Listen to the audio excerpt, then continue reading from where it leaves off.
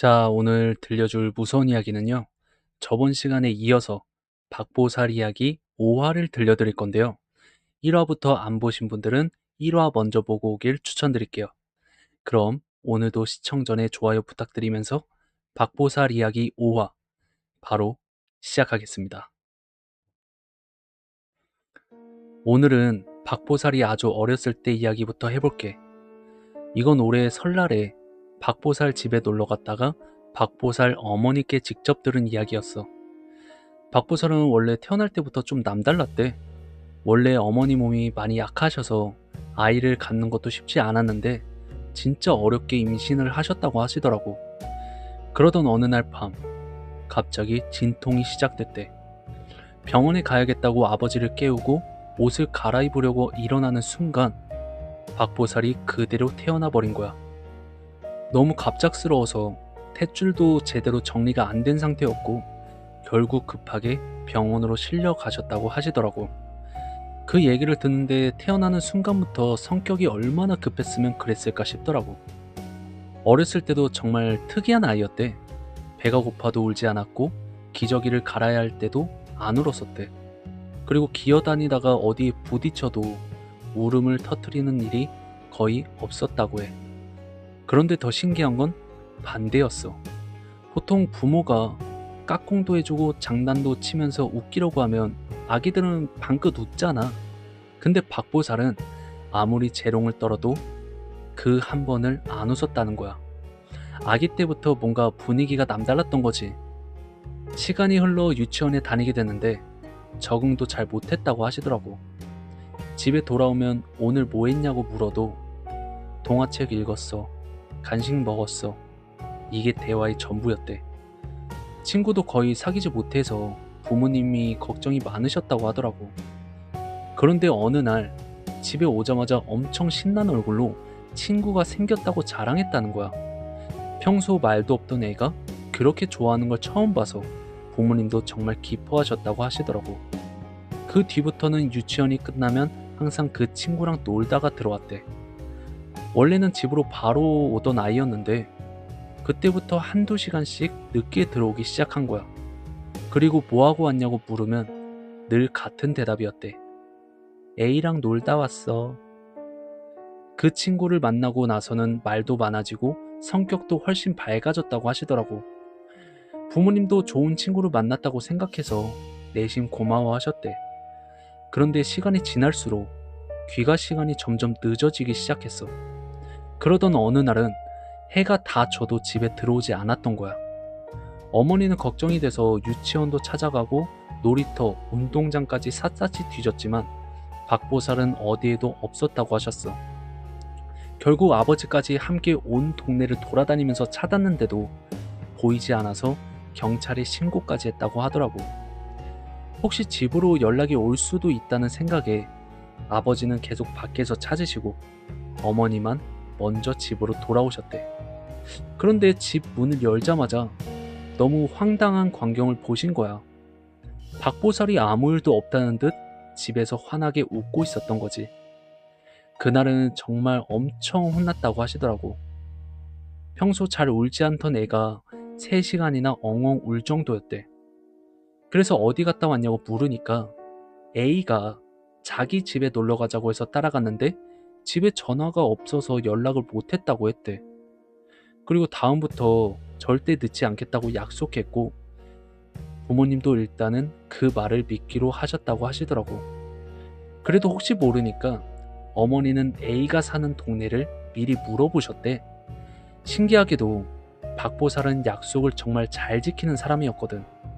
그래서 그 뒤로는 다시 늦지 않고 집에 일찍 들어오기 시작했어. 그런데 부모님은 이번엔 또 다른 걱정을 하셨대.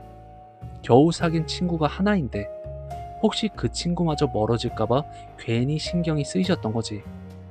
그러다 얼마 뒤 박보살이 또 늦게까지 집에 들어오지 않는 날이 생긴 거야.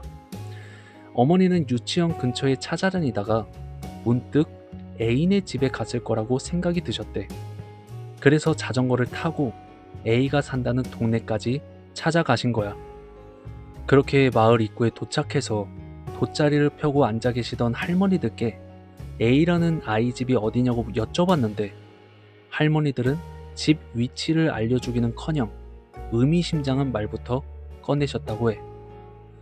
아이고, 또 한 명 데리고 왔나 보네. 그 말을 듣는 순간 어머니도 이유도 모른 채 등골이 서늘해지셨다고 하시더라고. 그리고 할머니가 또 한 명 데리고 왔나 보네 라고 중얼거리셨을 때도 어머니는 그 말이 무슨 뜻인지 전혀 모르셨대. 지금 자기 딸이 없어졌으니까 A라는 아이 집만 알려달라고 다시 부탁드렸더니 그제야 한 할머니가 입을 여셨다고 하시더라고. 저 꼭대기 올라가면 다 쓰러져가는 집 한 채 나올 기다. 그렇게 어머니는 자전거를 타고 말씀해 주신 곳까지 올라가기 시작했지. 그런데 진짜 할머니 말씀 그대로 다 무너져 가는 집 한 채가 보이더라는 거야. 사람이 살고 있다고는 도저히 믿기 힘든 모습이었다고 해. 그리고 그 집을 보는 순간 어머니는 직감하셨대. 아, 이 아이 사람이 아니구나. 박보살 외가 쪽이 원래 무속인이셨고 어머니도 영적인 존재를 어느 정도 믿고 계셨거든. 그래서인지 그 집을 보는 순간 이상하리만큼 확신이 들었다고 하시더라고. 그렇게 폐허가 된 집 안으로 조심스럽게 들어가면서 박보살 이름을 계속 부르셨대. 그런데 아무런 인기척도 없었고 대답도 들리지 않았다고 하셨어. 그래서 점점 불안해지는데 이유도 없이 눈물도 계속 나더래.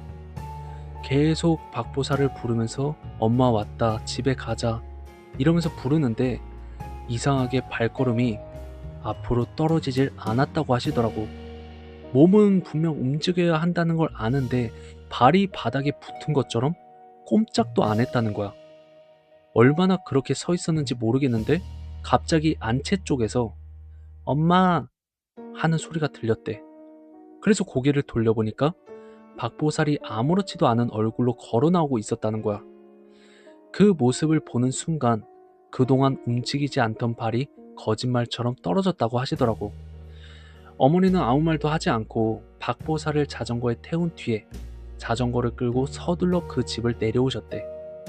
그때는 왜 그런 일이 있었는지 보다도 일단 그곳에서 벗어나야겠다는 생각밖에 안 드셨다고 하시더라고.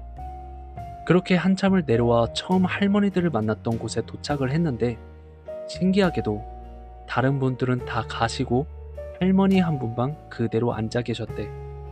그제야 정신을 조금 차린 어머니가 A라는 아이가 누구냐고 여쭤봤더니 할머니는 아무 말 없이 따라와 봐라 이 한마디만 하셨다고 해. 어머니랑 박보살은 할머니를 따라 마을에서 조금 떨어진 굴다리 같은 곳으로 갔다고 하시더라고. 그리고 할머니가 조용히 한 곳을 가리키면서 말씀하셨대. 여기다 7년 전인지 8년 전인지 A라는 딸 아이가 여기서 죽은 채 발견됐어. 그 말을 듣는 순간 어머니는 온몸이 굳어버렸다고 하시더라고. 그런데 더 가슴 아픈 이야기는 그 다음부터였어. A의 어머니도 박보살 어머니처럼 몸이 많이 약해서 아이를 갖기가 정말 힘드셨대. 몇 년 동안 삼신 할머니께 빌고 또 빌어서 겨우 딸 하나를 얻으셨다고 해. 그렇게 소중하게 키우던 아이가 6살이 되던 해였대. 유치원에 갔던 아이가 집으로 돌아오지 않았고 부모는 온 동네를 뒤지며 아이를 찾았다고 하셨어. 그리고 그날 밤 굴다리 근처에서 아이를 발견한 사람은 다름 아닌 A의 어머니였대. 아이는 옷도 입지 못한 채 싸늘하게 숨져 있었다고 하시더라고. 그 일을 겪은 뒤 A의 부모님은 마을에서 흔적도 없이 사라졌고 어디로 갔는지 아는 사람도 아무도 없었다고 해. 그런데 이상한 건 그 이후였대. 해마다 A의 기일이 다가올 때쯤이면 낯선 아이들이 하나둘씩 그 폐가에 드나드는 걸 마을 사람들이 자주 봤다고 하시더라고. 그래서 동네에서는 A가 친구들을 데려오는 거라고 믿고 있었다는 거야. 그 이야기를 들으니까 괜히 소름이 돋더라고. 만약 그날 어머니가 찾아가지 않으셨다면 박보살도 계속 그 아이를 만나러 다녔을지도 모르는 거잖아. 그리고 더 안타까운 건 그 당시에는 박보살 이모님이 한국에 안 계셨다는 거야. 만약 그때 계셨다면 A가 좋은 곳으로 갈 수 있게 기도라도 해주셨을 텐데 나중에 귀국해서 그곳을 찾아가 보니까 이미 재개발 때문에 출입이 통제된 상태였다고 해. 결국 박보살의 첫 친구는 아무도 기억해주지 못한 채로 홀로 남아있던 너무 슬픈 사연을 가진 아이였던 거야. 그 이야기를 듣고 한동안 아무 말도 못했던 기억이 나. 그런데 이게 끝이 아니었어. 박보살 집에서 또 하나 이야기를 들었었는데 이번에는 우리 막내 삼촌 이야기더라고. 우리 막내 삼촌은 큰 화물 트럭을 운전하는 일을 하셨는데 그때까지도 결혼을 안 하셨었어. 그리고 작년쯤 삼촌이 우리 집에 놀러 오셨는데 엄마는 평소처럼 결혼 걱정을 엄청 하고 계셨거든. 그래서 박보살 이모님께 삼촌 사주를 한번 봐달라고 부탁드렸대. 그런데 이모님이 삼촌 얼굴을 보시자마자 결혼 이야기를 꺼내지도 않으시고 결혼이 문제가 아니야. 일단 살 길부터 찾아야겠네. 그러시더라는 거야. 그러면서 운전하는 사람인 건 알겠지만 이번에는 진짜 조심해야 한다고 절대 방심하지 말라고 몇 번이나 신신당부를 하셨대. 그런데 우리 삼촌은 원래 사주나 귀신 같은 걸 전혀 안 믿는 사람이었거든. 뭐 운전하는 사람이니까 조심하라는 소리겠지. 그 정도로만 생각하고 대수롭지 않게 넘기셨다고 하시더라고. 그런데 엄마는 좀 달랐어. 그 말을 들은 뒤부터 삼촌 걱정 때문에 밤마다 잠도 제대로 못 주무셨대. 그러다 절에서 탱화불사를 모신다는 이야기를 듣고는 삼촌 이름으로 시주까지 하셨다고 하시더라고. 사실 나는 그때 탱화불사가 뭔지도 몰랐어. 그냥 엄마가 삼촌 잘 되라고 절에 돈을 보냈구나, 이 정도로만 생각했지. 그렇게 몇 달이 흘렀는데 어느 날 큰 삼촌한테 다급한 전화가 걸려왔대. 그건 바로 막내 삼촌이 교통사고가 났다는 거였어. 그런데 더 충격적이었던 건 상대편 운전자가 사고 현장에서 바로 돌아가셨다는 이야기였지. 다행히 삼촌은 몸 하나 다친 곳이 없었지. 사고가 난 도로에는 원래 과속하는 차량이 정말 많은 곳이었는데 이상하게도 그날은 삼촌이 평소보다 속도를 많이 줄여 운전하고 계셨다고 하더라고. 블랙박스를 확인해 보니까 시속 50km 정도밖에 안 됐다고 했어. 반대로 상대 운전자는 무면허였고 혈액검사 결과 만취 상태였다는 거야. 결국 사고 책임은 전부 상대방에게 있었고 삼촌은 피해자로 인정받았다고 하더라고. 뭐 법적으로는 벌금 정도만 내면 끝내는 상황이었다고 해. 그래도 삼촌은 사람이 돌아가셨는데 그냥 넘어가는 건 도리가 아니라고 생각하셨대. 그래서 본인이 가입해 두셨던 운전자 보험으로 유가족분들께 합의금까지 전달했다고 하더라고. 그리고 그 일을 겪은 뒤부터는 집에 작은 불단을 마련해 놓고 매일 절을 하셨어. 돌아가신 분이 좋은 곳으로 가시길 바라는 마음 때문이었다고 하시더라고. 그런데 이 이야기에서 가장 소름 돋았던 건 사고가 나기 전날 밤이었어. 돌아가신 외할아버지가 삼촌 꿈에 나오셨다고 하더라고. 그리고는 아무 말씀도 안 하시고 어두운 표정으로 계속 손만 저으셨대. 오지 말라는 것처럼, 조심하라는 것처럼. 그 꿈이 너무 이상해서 삼촌도 하루 종일 마음에 걸렸고 그래서 그날만큼은 평소보다 훨씬 더 조심해서 운전하셨다고 하는 거야.